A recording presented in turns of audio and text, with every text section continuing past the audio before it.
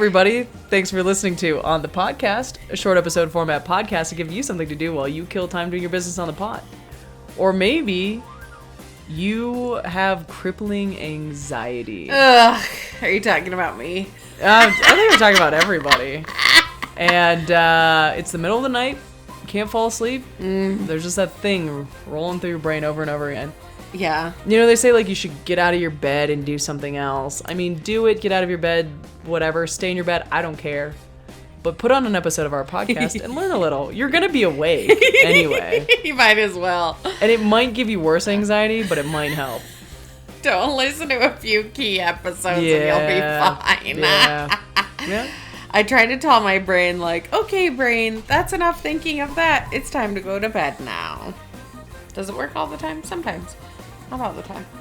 All the dogs. All the dogs. I'm Liz. And I'm Katie.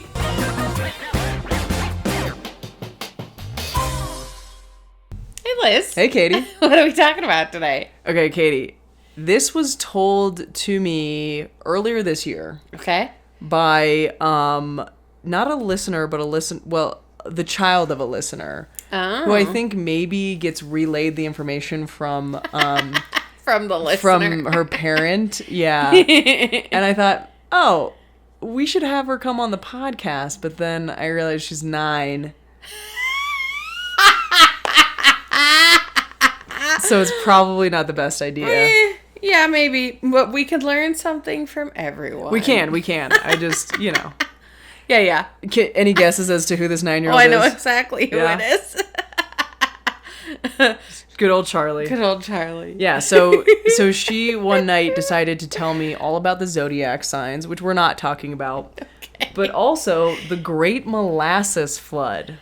Oh, I think she might have told me about this. She might have. Sorry, Charlie, I don't remember the details. Yeah, you know how kids are. They get hooked on a topic and then they talk about it nonstop. So yeah. I think Charlie went through a Great Molasses Flood phase, as we all do. And then. Okay, let's hear about it. Yeah, for sure. So, this was thanks to the Purity Distilling Company, which was storing a considerable amount of molasses. This was in Boston. Were they making it? They just storing it? They were just storing it. Okay. So ships were coming into the harbor, and they were storing it. Mm-hmm. And the reason they were storing it was because when you fermented molasses, it would make ethanol, which you use to make booze. Mm-hmm. So the tank that they were storing the molasses in was 50 feet tall, 90 feet in diameter, and it contained about 2.3 million gallons. Wow. Yeah. That's a lot. Yeah. So on January 15th, 1919, temperatures in Boston rose above 40 degrees from frigid temps in the preceding days. Mm-hmm. So quick change in temperature. Okay. Also, on that same day, there was a fresh delivery of molasses that had been warmed up because it's easier to, transport over the molasses when it's warmer and it's more viscous, right? Now, people believe that because of this, plus the cold in the old molasses, it created some sort of reaction with the heat and the cold, which then led to the tank bursting. Oh. Yeah, at 12:30 p.m. Yikes. Yeah, scary. You'd think it would just kind of sit on top of each other, but I don't know. Yeah, I don't know much about molasses. Well, yeah, we'll talk a little bit about that. So, witnesses said that they heard thunderous roars, there was rumbling, the ground was shaking. It sounded like a machine gun. There was a lot going on. Yeah. And the thing about molasses is that it's 40% more dense than water. Mm-hmm. So it's a thick boy. Thick. A thick boy, which means that there's a lot of force, there's a lot of energy behind it, right? So at one point, there was the wave of molasses peaked at 25 feet. What? Yeah. I figured it was just slow creeping. Nah, rolling down the streets of Boston. 25 feet? 2.3 million gallons of molasses going. That's crazy. Mm-hmm. And it was going at 35 miles per hour. Oh my God. Yeah. Imagine that. Just this giant sticky mass. Yeah. Going 35 miles per hour. That's crazy.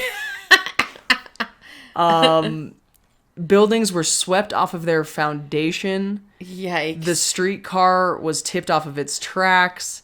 And several blocks were flooded about 2 to 3 feet deep. Oh my God. That's nuts. Yeah. A man named Stephen Puleo described, he wrote for the Boston Post, and he described it as this: molasses, waist deep, covered the street and swirled and bubbled about the wreckage.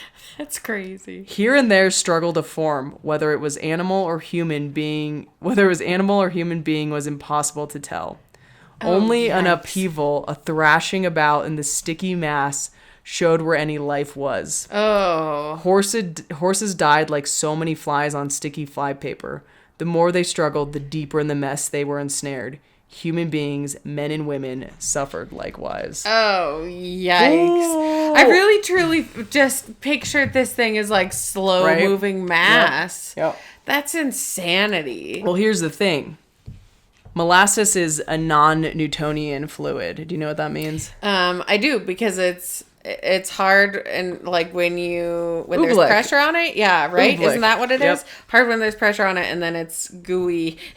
Yeah. Like my hand gestures, it's gooey. Yeah. When there's no pressure. It's oobleck. It's cornstarch and water. Cornstarch and water, yeah. So basically it just, it changes its viscosity based on stress. So it was wiping people out, and then it would slow down and trap them. Because it would solidify. Yikes. Mm-hmm. Freaky. God, this is just like the worst case scenario. Horrifying. Worst nightmare, yeah. Horrifying.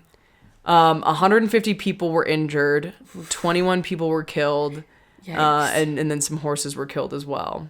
They were either crushed or drowned. Can you imagine drowning in freaking molasses? No, Oof. that would be horrible. Mm-hmm. You'd like choke on it, and it'd be so thick. Yeah. Oof. Yeah. Ugh. So of the living things that suffered, it was horses, people, and dogs. Yeah. The first on the scene were the cadets from the USS Nantucket, which was a training ship that was docked nearby. Uh-huh. They ended up knee deep in molasses, pulling out survivors. Yikes. And then not long after, Boston PD, the Red Cross, and the Navy joined, and they worked through the night with makeshift hospitals. Yikes. After 4 days, they stopped searching. Some people were swept into the harbor and found months later. Oh, like their bodies yeah. floated up. Well, and you might not know this. Did it just eventually like go into storm drains? How did they clean this up? Took weeks to clean up, and it mostly consisted of salt water and sand.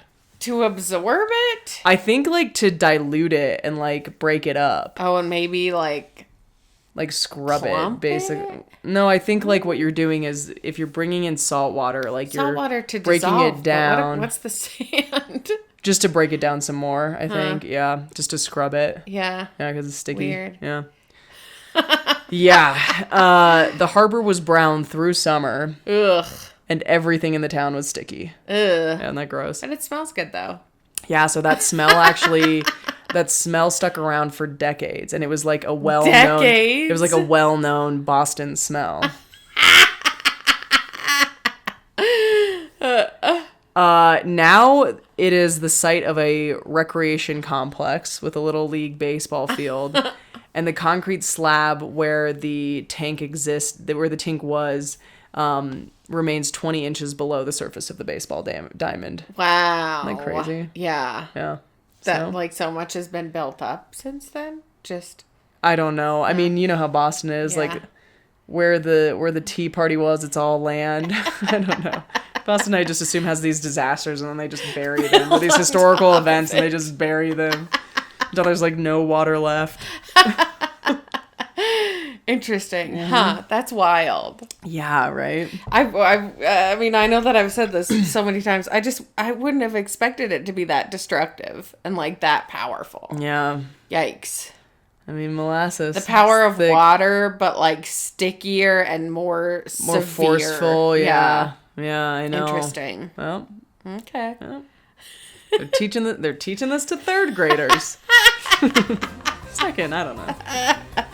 Okay, thanks, Liz. Yeah, you're welcome. So what's that inside my body? Non-Newtonian fluid, maybe. Get a doctor to look at that. Probably. Yeah. And a little bit of knowledge. Okay, see you next time. Bye.